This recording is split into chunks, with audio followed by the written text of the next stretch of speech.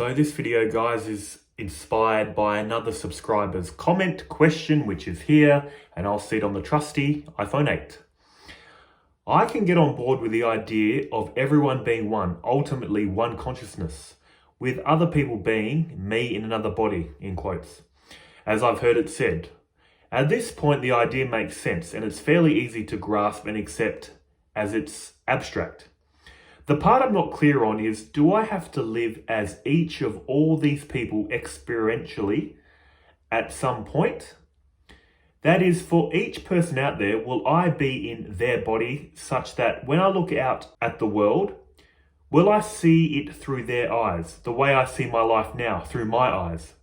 The terrifying possibility, depending on the answer to this, is, do I have to live from a limited ego perspective all human lives in history?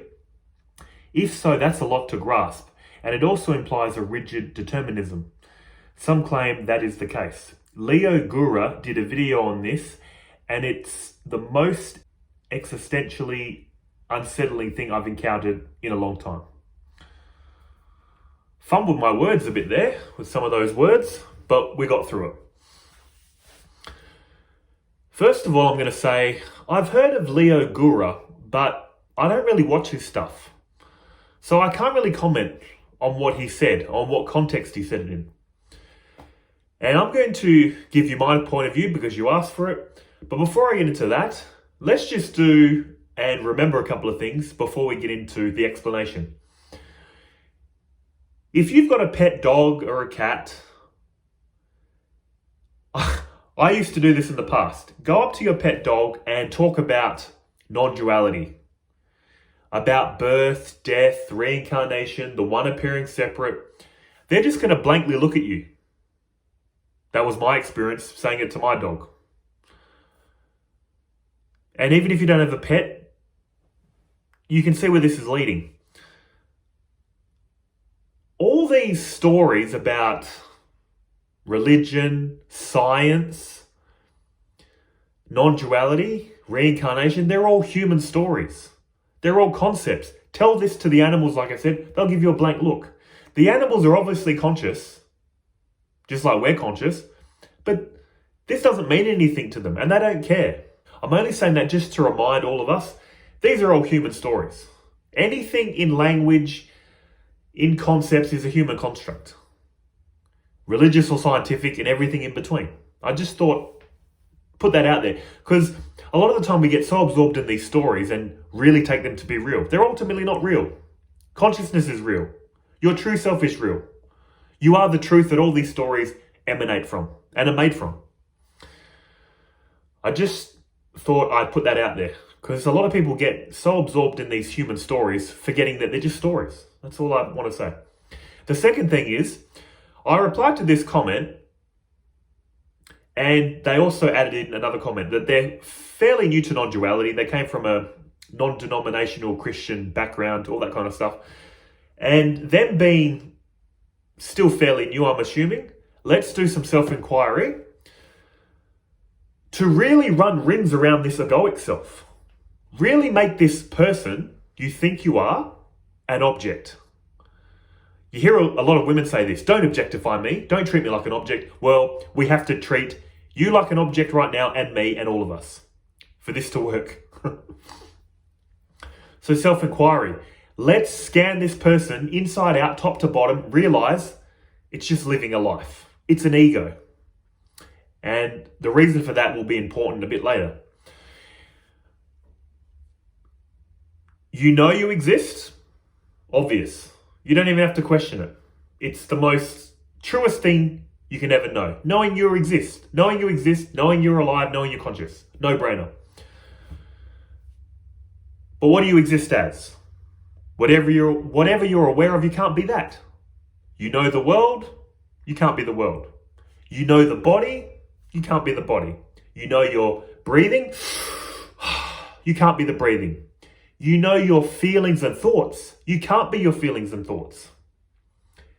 And what is your ego? Your ego is a thought.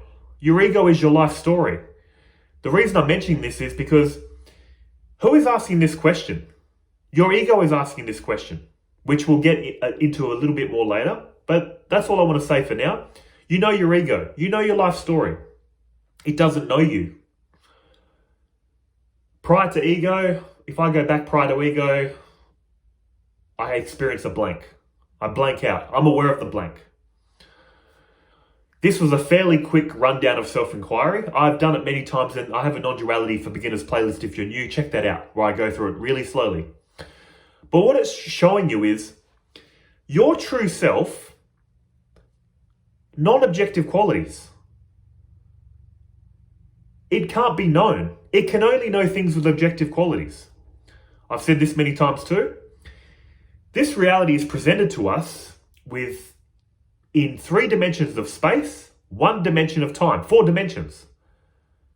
That consciousness knows. Consciousness knows all dimensions of space, the 1 dimension of time. It would be the 5th dimension. That is your true self. Consciousness, the 5th dimension. Even this feeling of consciousness belonging to this body, you feel conscious, right? That's not even you. You feel conscious. What knows that feeling of consciousness? Your true self. In traditional Advaita Vedanta, they call your true self pure consciousness. The feeling of consciousness belonging to this body, reflected consciousness. Why is it reflected? Because it changes. Sometimes you're consciously tired, alert, confused, angry, happy. It's reflecting different feelings and emotions.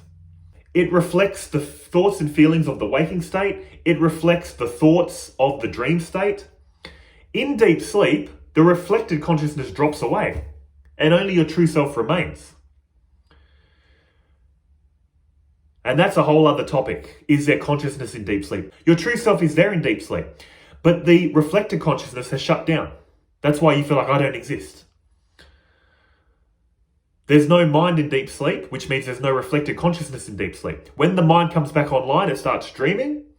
Then when the body comes back online, it starts thinking and feeling and perceiving a waking state. I know I've said a lot if you're a beginner. If you're more experienced with non-duality, you'll get what I'm saying. But the only reason I'm doing this and saying this is, this person that is asking this question about reincarnation, you can scan it top to bottom, inside and out. You can run rings around this person. It's ultimately not you. You're aware of this person. Every thought, feeling, sensation, perception of this person, it's not you. And who is asking the question? Your true self? Your true self is an impersonal, non-objective witness. It doesn't ask questions because it needs no answers.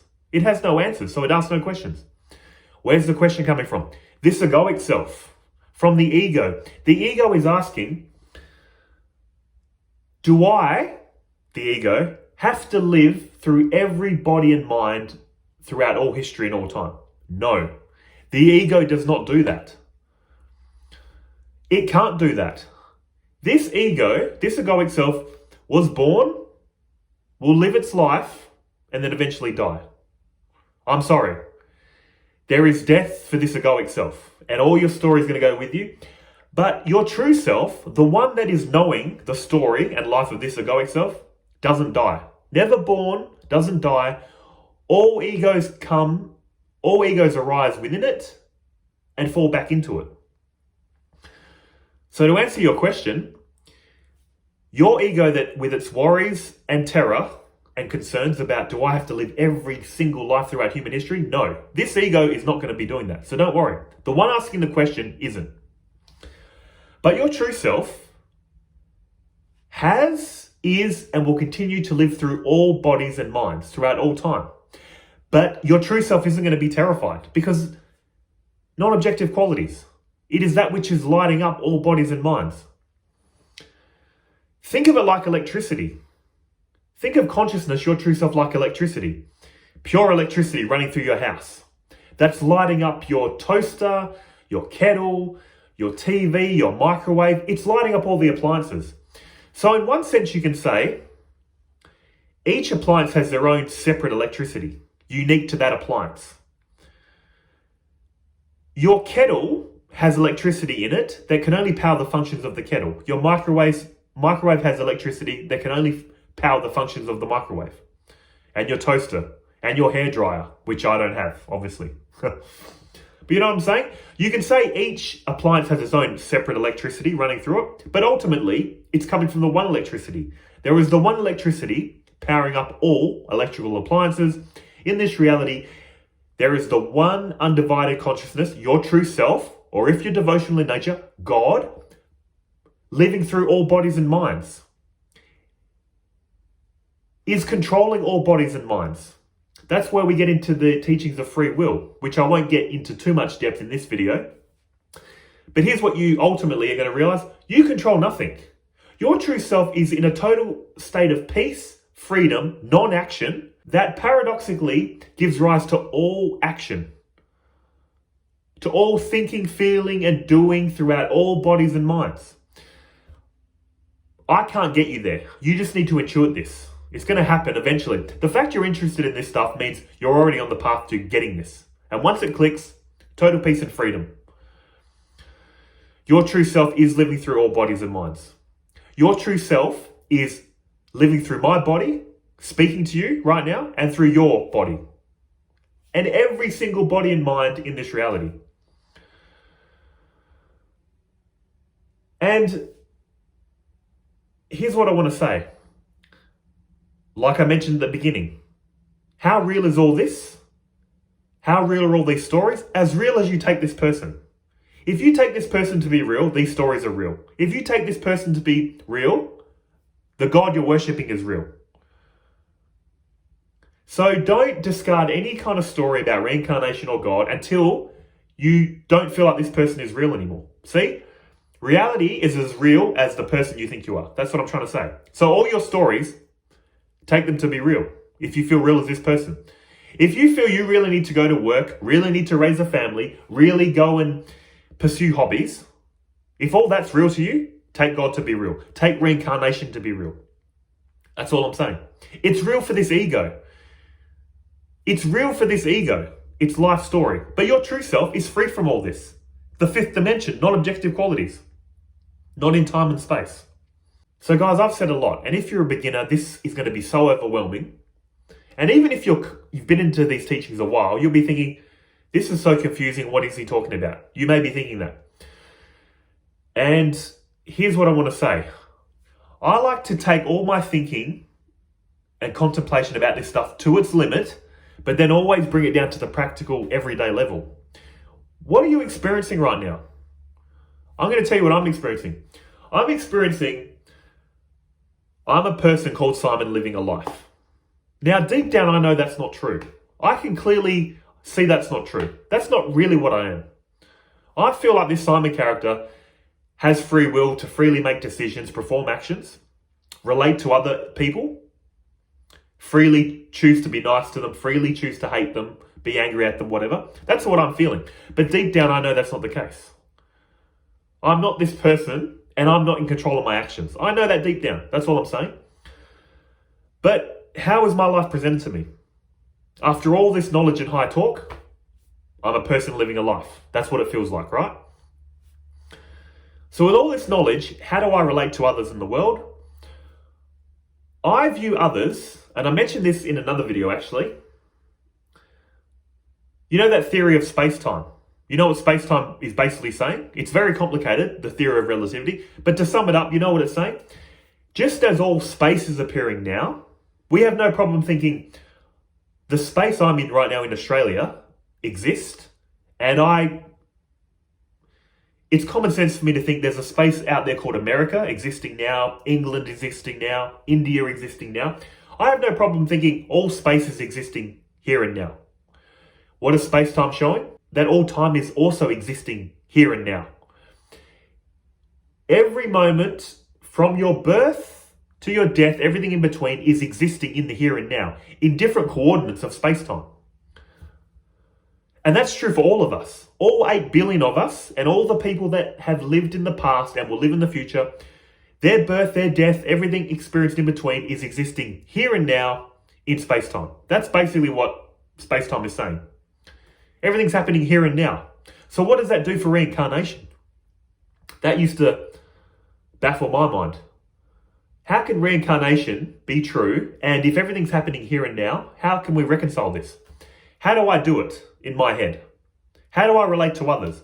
I view others as a different version of me in a different moment and location in space-time.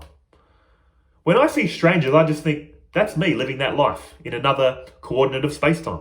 With my family and friends, that's me living in different coordinates of space-time. Why do I do this?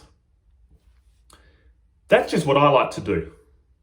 Because what it does to me is, it reminds me of, that Back to the Future Part 2, where the old Biff Tannen takes the almanac and gives it to the young Biff Tannen. He goes back and helps his past self.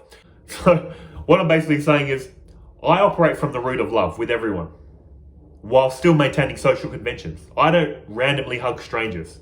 I don't help everyone. There's certain groups of people I don't want to be around because of how they think about life. And they're very negative. I just don't want to be around them. But it still doesn't stop me from thinking and feeling, that's me in that form experiencing that life. And me operating from the root of love is helping these other versions of me. That's how I like to view it. How do I do that? I try to go through this reality with no hate in my heart. I try to operate with the feeling of patience, non-judgment, acceptance, understanding. All those things we're meant to cultivate in religion. And why is that? Because once you realize there is the one undivided source appearing separate, it will dawn on you. This is another version of you appearing in this form. So deep down you know that, but on the level of appearance you must acknowledge, look, we're strangers. I don't know you, or you're doing the wrong thing. So you help these other versions of you. You can stop bad people without hate in your heart. You're stopping them because they might be trying to hurt another version of you, and they're also hurting themselves. All this anger and violence is not good for the person they're hurting or for themselves, because it's going to put them in prison. They need to realize that's not the way. Anger, violence, destruction, it's not helping them.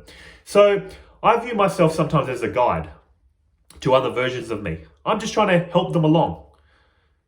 Have a more calm, positive, spiritual mindset. Because deep down I know I'm only helping myself. And also I view people that have inspired me to live a better life, gurus, teachers, highly advanced spiritual seekers, as other versions of me helping me progress along my spiritual path. The way you can view this is, there is only you, your true self, appearing in all these forms. So like I said, what do you need to do? See some people as you being their teacher, you being their guide to be more spiritual, to be more patient, non-reactive, loving, all that kind of good stuff. And other people look up to them as your guide. If I'm explaining this correctly, you'll see what I'm saying. Sometimes you're the teacher to some, sometimes others are the teacher to you. All the while knowing it's only ever you experiencing yourself. Now, here's the issue with talking like that. It's only you experiencing yourself. The ego jumps onto that.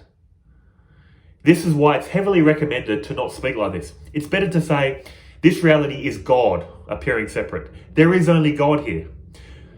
Develop a deep love of God and constantly say to yourself, God, this is your world, not mine. These are your people, not mine. Or you can take it a step further and say, this is God appearing in all these forms. If you truly love God, you're going to help God when God is in suffering. You're going to stop God when God is angry and doing the wrong thing.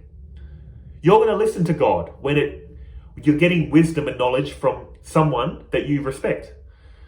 That's why I said it's better to say this reality is God appearing separate. Myself and God are coming from the one source, or I'm always in unity with God. It's better to bring God into it because it humbles this ego. Like I said, when you constantly say, this reality is me appearing separate, I am all there is, ego jumps on it. I just feel like it's better to project to God outwardly and devote to it. This egoic self has limited power and knowledge. Your true self has all the power and knowledge. So devote to the bigger self. Ask the bigger self for guidance and blessings. Surrender all your free will that this true self has freely given this egoic self, freely back to the true self. Tell the true self, you run the show. I keep making mistakes. I keep saying the wrong thing, doing the wrong thing, thinking the wrong thing. You handle it. I'm trusting you, true self, to handle this egoic self's life. So they're the two things I do. I constantly surrender my feeling of free will to the higher self or God. I constantly surrender my free will to God. Say to God, can you just run the show for me? I'm too tired. I can't do it. You've got all the wisdom and intelligence. Can you just run my life for me? That's what the first thing I say. Second thing I say is, all these other people is either God appearing in all these forms or me appearing in all these forms in different coordinates of space-time. So helping others is helping myself. And how do I help the others? Operating from the root of love. Patience, non-judgment, acceptance, compassion, helping when I can, stopping bad things if I can, in a calm manner, with no hate in my heart. That's my framework from moving through this life, if you'd like to know. And that's how I reconcile this thought that you're having. What does this mean about reincarnation? Do I, the ego, have to live through all these lives? No, your true self is doing all that. And I'd like to end this video like I started it. Remember, all this is concepts. Ask your dog about this. Talk to your dog about this. They'll just give you a blank look. Your dog is conscious, you're conscious. Even the label dog is a concept. The dog doesn't think it's a dog. There is consciousness there, but the dog doesn't think I'm a dog. What's my master telling me? Where's my food? Where's my snack? Isn't it time to play with the ball? The dog, Okay, I'm getting a bit silly now. But I hope I answered your question in a roundabout way. As always, I don't script these. I just go off with what I'm thinking and feeling in the moment. So I hope it helps. See ya.